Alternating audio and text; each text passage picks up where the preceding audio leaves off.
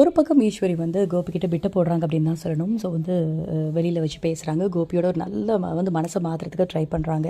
இப்போ என்ன நடக்குது அப்படின்னா, கோபிக்கிட்ட சொல்கிறாங்க, அவர் இருக்கும்போது ரொம்ப ஆசைப்பட்ட விஷயம் என்னென்னா, நீ பாக்யாவோட சேர்ந்து வாழணும் அப்படிங்கிறது தான்.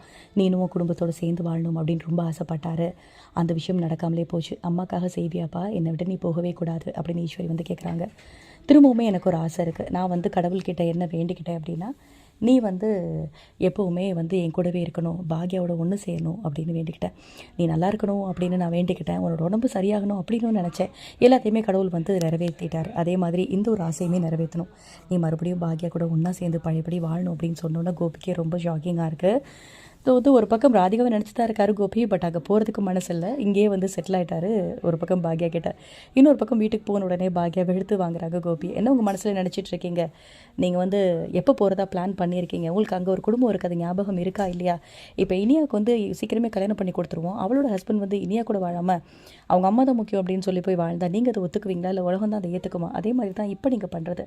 ரொம்பவே மனசு உடைஞ்சு போய் விரக்தியில் இருக்காங்க ராதிகா. நான் போய் பார்த்துட்டு வந்தேன். திரும்பவும் கொஞ்ச நாள் கழிச்சு போனால் அவங்க ஏற்றுக்குவாங்க அப்படிங்கிறது மைண்ட் செட்டாக இருந்தால் கண்டிப்பாக மாற்றிக்கோங்க. கண்டிப்பாக உங்களை அவங்க ஏற்றுக்க மாட்டாங்க. ஒழுங்காக போய் பாருங்கள். ரொம்ப மனசு உடைஞ்சு போய் தான் அவங்க அந்த ஊரை விட்டு காலி பண்ணலாம் அப்படின்னு சொல்லிட்டு அவங்க கிளம்பி ஒரு பக்கம் போகிறாங்க. கோபி, நீங்கள் பண்ணுறது சரியில்லை. இன்னொரு விஷயம் என்ன அப்படின்னா, இந்த குடும்பத்துக்காக நீங்கள் வந்து எல்லாத்தையுமே இந்த குடும்பத்தை தூக்கி போட்டு போனது யாருக்காக அப்படின்னா, நீங்கள் ராதிகாக்காக தான் தூக்கி போட்டு போனீங்க. அந்த ஒரு ராதிகாக்காக நீங்கள் வந்து யோசிக்கவே மாட்டேங்கிறீங்க. அதோட சின்ன பொண்ணு மையம் உங்கள் மேலே அவ்வளோ பாசமாக இருந்தா.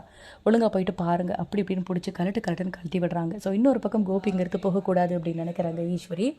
ஸோ இந்த ஒரு விஷயம் இப்போ நம்ம கோபியே வந்து மனம் திறந்து நம்ம போயிட்டு இந்த மாதிரி ராதிகாவோட சேரலாம் அப்படின்னு நினச்சா கூட ஈஸ்வரி விடமாட்டாங்க, நடுவிலே படுத்துருவாங்க. நீ போகக்கூடாது கோபி அப்படி இப்படின்னு பேசுவாங்க. என்ன நடக்க போகுது அப்படிங்கிறதுலாம் தெரியல.